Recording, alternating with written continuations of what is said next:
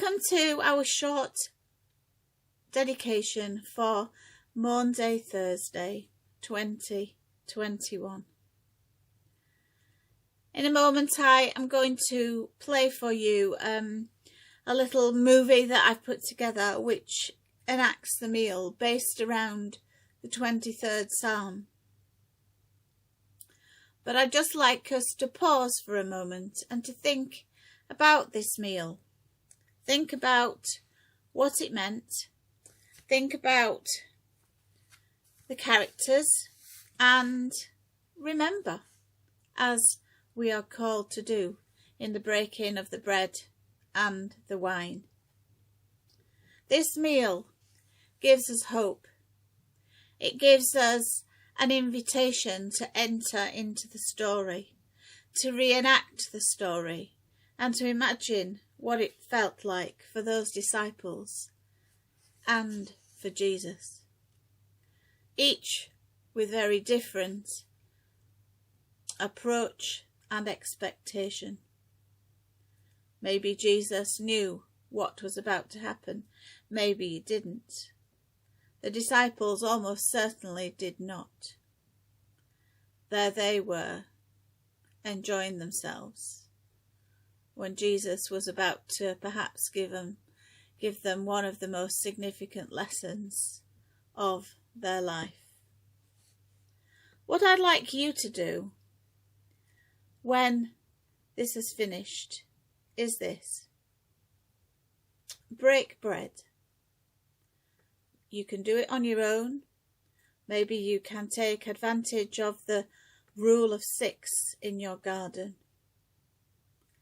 Reflect on that story. Let it speak to you. Rise up and shape your emotions. Think about how it could be part of an ordinary meal. When you eat with other Christians, when we're allowed to, could you not break bread together?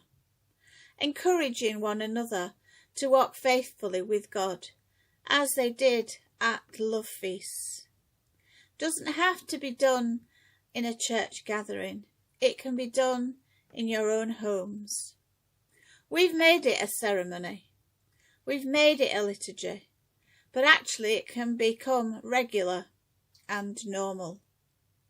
And maybe we should get back to that. And then the last thing. Reflect on how Jesus takes everyday normal ingredients like bread and wine, blesses them before God. Does this have anything to say how we can take the ordinary things of life and bless them? Do we have to be extraordinary, or can our ordinary lives make a difference? I always marvel at the film Charlotte's Web, where an ordinary miracle occurs. The very nature of the word miracle makes it seem not ordinary. But the miracle of this bread and this wine being for us Jesus' life is something perhaps we can't explain. It's a mystery. But it's there for us to wonder at still today. So may you wonder as you share with your family, your friends, whoever, that meal or the symbols of that meal together in an ordinary place. Be blessed.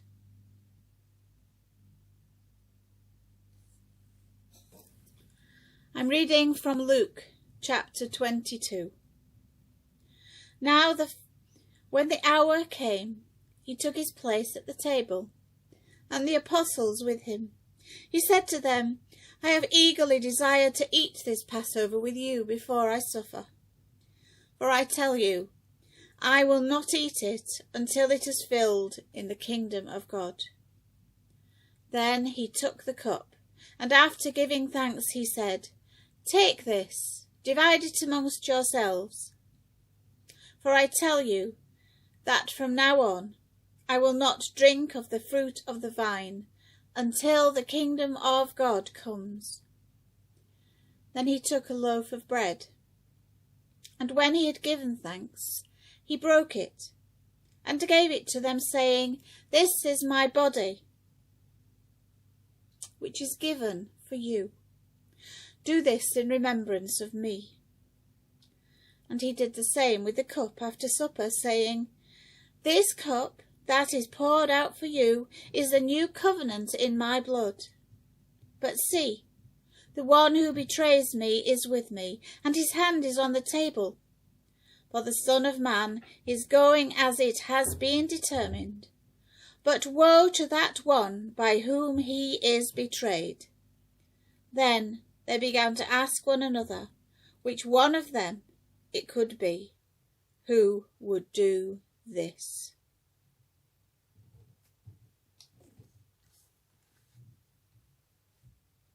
At that meal, one of the things they would have done would be sing a psalm.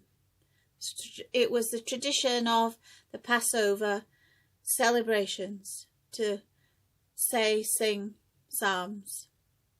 So you're going to hear the story intertwined with perhaps the most famous psalm of all, which is "The Lord's my shepherd." We're going to use this to enter the story, and then we'll leave the room to reflect in quiet on what all this means for us.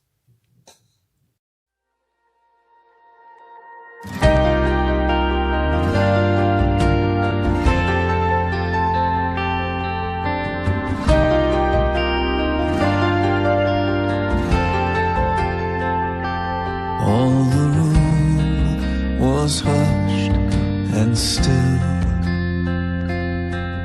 and when the bowl was filled,